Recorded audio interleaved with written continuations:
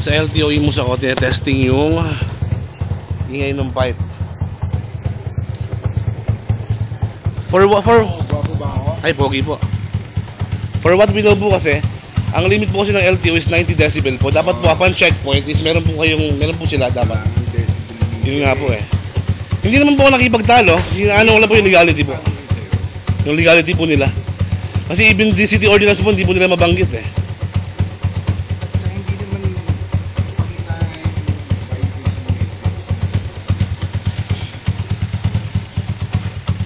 Nag-uusap po kami ng ano, hinahanap ko lang po yung decibel meter, bigla na lang po akong sinigawan. So, alam ko po, nandun na po tayo.